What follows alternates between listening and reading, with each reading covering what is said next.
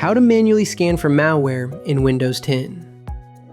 Malware scanning plays a key role in keeping your system safe, and knowing how to run a manual scan can make all the difference. Let's walk through how to manually scan files, folders, and drives for malware in Windows 10. Before we begin, be sure to subscribe to NinjaOne's IT Video Hub and our YouTube channel for more tech content like this.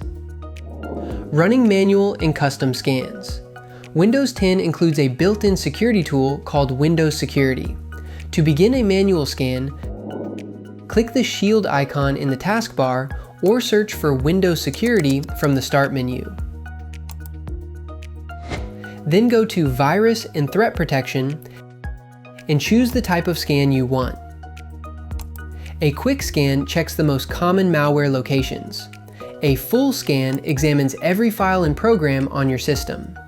A custom scan lets you target specific folders or drives. To run a custom scan, select Scan Options, then choose Custom Scan and pick the areas you want to check. Third-party antivirus software. You can also use third-party antivirus software. Programs like Norton, McAfee, and Malwarebytes offer specialized detection features. To scan with one of these tools, open the antivirus application, go to the Scan section, and pick a scan type. A quick scan usually takes 15 to 20 minutes. A full system scan may run several hours depending on your setup. What to do in scanning. Before you start scanning, review your antivirus settings. Many tools allow you to manage update schedules and resource usage. Set scans to run during off hours to reduce performance impact. Make sure virus definitions are current by enabling automatic updates.